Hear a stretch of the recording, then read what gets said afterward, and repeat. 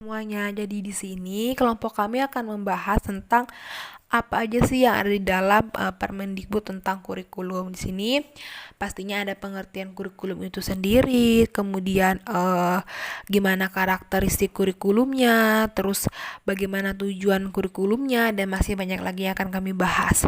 Yang pertama kita akan lihat pengertian kurikulum.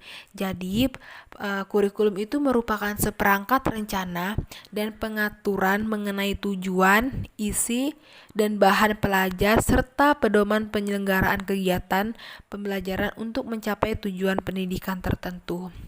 Nah, setelah kita mengetahui apa pengertian kurikulum, bagaimana dengan rasional pengembangan kurikulum 2013?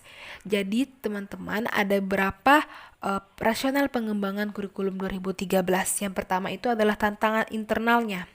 Nah, tantangan internal ini tuh berkait dengan kondisi pendidikan di mana yang mengacu kepada 8 standar nasional pendidikan yang meliputi standar isi, standar proses, standar kompetensi lulusan, standar pendidik dan tenaga kependidikan, standar sarana dan prasarana, standar pengelolaan, standar pembiayaan, dan juga standar penilaian pendidikan. Nah, jadi selain yang disebutkan di atas juga, tantangan internal dalam rasional pengembangan kurikulum 2013 itu juga berkaitan dengan pengembangan penduduk Indonesia yang kita lihat dari pertumbuhan penduduk usia produktifnya. Nah, setelah kita tantangan internal tadi, pastinya juga ada tantangan eksternal. Jadi yang kedua itu adalah tantangan eksternal, di mana tantangan ini tuh berkaitan dengan arus globalisasi dan berbagai isu yang terkait dengan masalah lingkungan hidup, kemajuan teknologi dan informasi, kebangkitan industri kreatif dan budaya, dan juga perkembangan pendidikan di tingkat internasional. Nah, selanjutnya yang ketiga itu adalah penyempurnaan pola pikir. Jadi, teman-teman, ada beberapa pola pikir dalam rasional pengembangan kurikulum 2013 ini. Yang pertama itu adalah pola pembelajaran yang dimana berpusat pada guru menjadi pembelajaran berpusat pada peserta didik. Dimana di sini peserta didik itu harus memiliki pilihan-pilihan terhadap materi yang dipelajari untuk memiliki kompetensi yang sama. Nah, yang kedua itu ada pola pembelajaran satu arah di mana antara interaksi guru dan peserta didik. Yang ketiga itu ada pola pembelajaran terisolasi, di mana ini menjadi pembelajaran secara jejaring, di mana peserta didik itu dapat menimba ilmu dari siapa saja dan dari mana saja. Misalnya diperoleh dari internet. Nah, yang keempat itu ada pola pembelajaran pasif, di mana menjadi pembelajaran aktif hingga mencari. Artinya, pembelajaran ini tuh siswa itu aktif mencari dan semakin diperkuat dengan model pembelajaran pendekatan sains. Yang kelima itu adalah pola belajar sendiri menjadi belajar kelompok atau berbasis tim. Nah, yang keenam itu ada pola pembelajaran alat tunggal menjadi pembelajaran berbasis alat multimedia. Yang ketujuh, pola pembelajaran berbasis massal menjadi kebutuhan pelanggan dengan memperkuat pengembangan potensi khusus yang dimiliki setiap peserta didik. Yang kedelapan itu ada pembelajaran ilmu pengetahuan tunggal atau monodisiplin menjadi pembelajaran ilmu pengetahuan jamak multidisiplines. Nah, yang terakhir itu ada pola pembelajaran pasif menjadi pembelajaran kritis. Nah, seperti itu tadi adalah penyempurnaan dari pola pikir kurikulum 2013.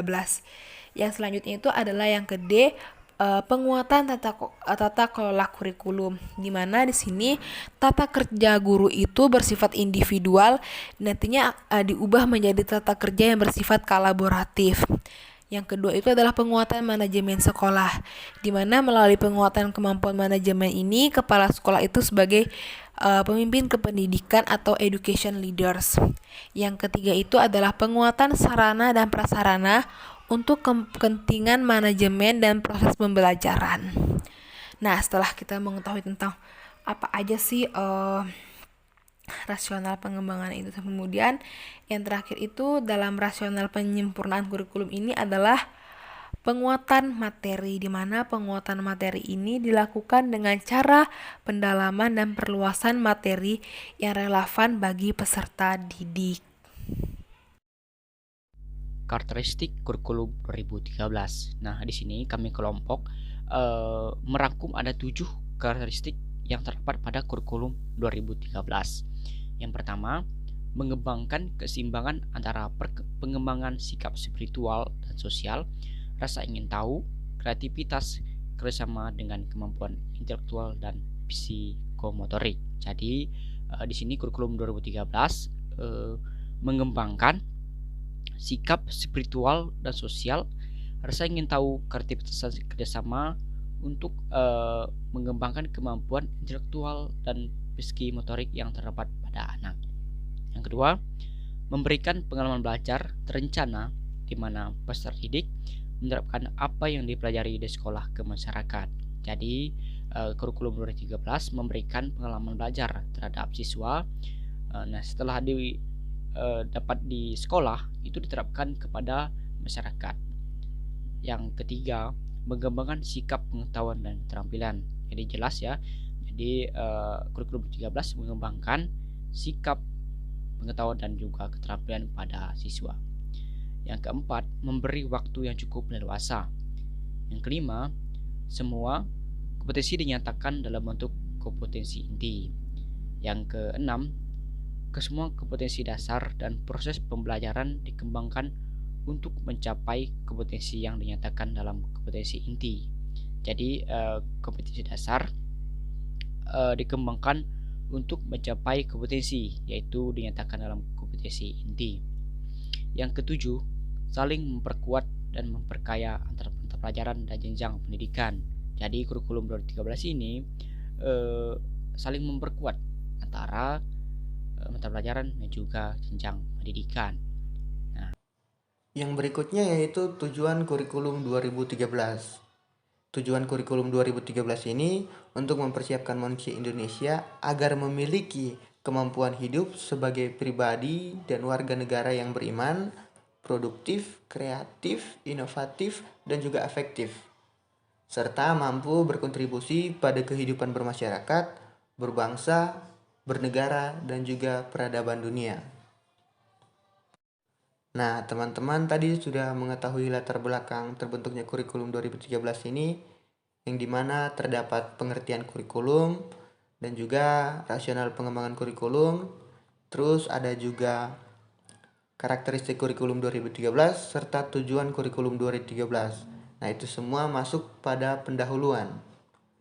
Sekarang kita akan membahas yang berikutnya, yaitu kerangka dasar kurikulum.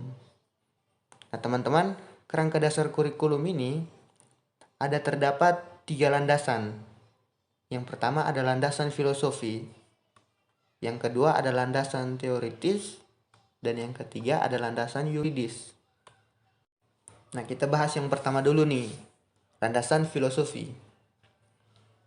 Nah, kurikulum 2013 dikembangkan dengan landasan filosofi yang memberikan dasar bagi pengembangan seluruh potensi peserta didik menjadi manusia Indonesia berkualitas yang tercantum dalam tujuan pendidikan nasional. Seperti pendidikan berakar pada budaya bangsa, pendidikan adalah pewaris budaya bangsa yang kreatif, pendidikan untuk mengembangkan kecerdasan intelektual dan kecermelangan akademik, dan juga pendidikan untuk membangun kehidupan masa kini. Oke, yang berikutnya landasan teoritis. Nah, untuk landasan teoritis ini, pendidikan berdasarkan standar menetapkan adanya standar nasional sebagai kualitas minimal warga negara, yang dirinci menjadi standar isi, standar proses, standar kompetensi lulusan, standar pendidikan dan tenaga kependidikan, standar sarana dan prasarana, standar pengelolaan, standar pembiayaan, dan juga standar penilaian pendidikan. Nah, kurikulum berbasis kompetensi dirancang untuk memberikan pengalaman belajar seluas-luasnya bagi peserta didik dalam mengembangkan kemampuan untuk bersikap, berpengetahuan, berketerampilan, serta bertindak. Nah, setelah landasan teoritis, kita masuk ke landasan yuridis. Dalam landasan yuridis terdapat 4 bagian. Yang pertama ada Undang-Undang Dasar Negara Republik Indonesia tahun 1945. Yang kedua Undang-Undang Nomor 20 tahun 2003 tentang Sistem Pendidikan Nasional. Yang ketiga ada Undang-Undang Nomor 17 tahun 2005 tentang Rencana Pengembangan Jangka Panjang Nasional beserta segala tuntutan yang dituangkan Rencana Pembangunan Jangka Menengah Nasional Dan yang keempat, Peraturan Pemerintah Nomor 19 Tahun 2005 tentang Standar Nasional Pendidikan sebagaimana telah diubah dengan Peraturan Pemerintah Nomor 23 Tahun 2013 tentang perubahan atas Peraturan Pemerintah Nomor 19 Tahun 2005 tentang Standar Nasional Pendidikan. Struktur kurikulum. Yang pertama, kompetensi inti. Kompetensi inti dirancang seiring dengan meningkatnya usia peserta didik pada kelas tertentu. Melalui kompetensi inti, integrasi vertikal berbagai kompetensi dasar pada kelas yang berbeda dapat dijaga. 1. Kompetensi inti 1 atau KI1 untuk kompetensi inti sikap spiritual. 2. Kompetensi inti 2 atau KI2 untuk kompetensi inti sikap sosial. 3. Kompetensi inti 3 atau KI3 untuk kompetensi inti pengetahuan. Dan yang keempat, kompetensi inti 4 atau KI4 untuk kompetensi inti keterampilan. Yang kedua, mata pelajaran. Berdasarkan kompetensi inti disusun mata pelajaran dan alokasi waktu yang sesuai dengan karakteristik satuan pendidikan. Yang ketiga, beban belajar. Yang pertama, beban belajar di sekolah dasar atau madrasah ibtidaiyah dinyatakan dalam jam pembelajaran per minggu. Nah, beban belajar 1 minggu kelas 1 adalah 30 jam pembelajaran. B. Beban belajar 1 minggu kelas 2 adalah 32 jam pembelajaran. C. Beban belajar 1 minggu kelas 3 adalah 34 jam pembelajaran. Yang D. Beban belajar 1 minggu kelas 4, 5, dan 6 adalah 36 jam pembelajaran. Durasi setiap 1 jam pembelajaran adalah 35 menit. 2. Beban belajar di kelas 1, 2, 3, 4, dan 5 dalam 1 semester paling sedikit 18 minggu dan paling banyak 20 minggu. 3. Beban belajar di kelas 6 pada semester ganjil paling sedikit 18 minggu dan paling banyak 20 minggu. Yang keempat, beban belajar di kelas 6 pada semester genap paling sedikit 14 minggu dan paling banyak 16 minggu. 5. Beban belajar dalam 1 tahun pelajaran paling sedikit 36 minggu dan paling banyak 40 minggu. Yang keempat, kompetensi dasar. Kompetensi dasar dirumuskan untuk mencapai kompetensi inti. Rumusan kompetensi dasar dikembangkan dengan memperhatikan karakteristik peserta didik, kemampuan awal, serta ciri dari suatu mata pelajaran. A. Kelompok 1. Kelompok kompetensi dasar sikap spiritual dalam rangka menjabarkan KI1. B. Kelompok 2, kelompok kompetensi dasar sikap sosial dalam rangka menjabarkan KI2. C. Kelompok 3, kelompok kompetensi dasar pengetahuan dalam rangka menjabarkan KI3. Dan yang D. Kelompok 4, kelompok kompetensi dasar keterampilan dalam rangka menjabarkan KI4.